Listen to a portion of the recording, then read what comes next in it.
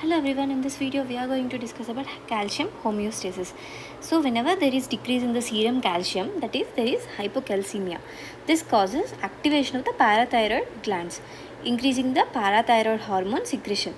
We know parathyroid hormone will cause increase in the osteoclastic activity. That is there will be increase in the calcium release from the bone, and also there will be increase in the calcium resorption from the distal convoluted tubule and decrease in the phosphate reabsorption from the proximal convoluted tubule, and this also increases the 1-alpha hydroxylase activity. So this 1-alpha hydroxylase will activate the vitamin D, that is the calcitriol, and this increases the calcium and the phosphate reabsorption.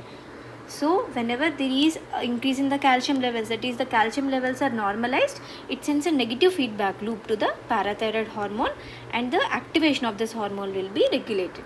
So the decrease in the calcium levels will activate the parathyroid hormone, will increase the calcium secretion from the bone, and also increase in the calcium resorption from the kidneys, and increase in the 1-alpha hydroxylase, which increases the calcium reabsorption and maintains the calcium levels. So one important concept which we have to remember is what happens when there is increase or decrease in the pH. One thing we have to know is albumin acts as a buffer.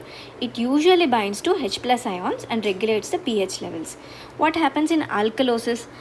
There is increase in the pH and also decrease in the H+ ions. So there will be more free albumin because the H+ ions are less. So the binding of the H+ ions to the albumin is less. So there will be more free albumin, which is depicted in green. So free albumin, this can bind to free calcium in the plasma. So there will be decrease in the calcium levels in the plasma. This causes hypocalcemia symptoms. What happens in acidosis is this is reverse. There will be decrease in the pH and increase in the H+ ions.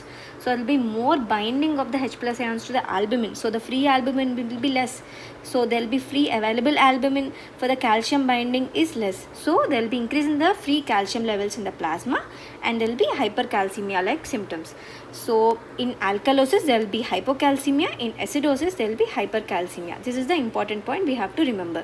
So this is calcium homeostasis, and the hormones, there are 3 hormones: PTH hormone, calcitriol hormone, and the calcitonin hormone. PTH is secreted by the parathyroid. It increases the blood calcium and decreases the phosphate levels. The main thing which this parathyroid hormone does is it increases the calcium levels in the blood. Coming to the vitamin D, that is the calcitriol, it is secreted by the kidney in active form. It increases the calcium and the phosphate absorption from the gut.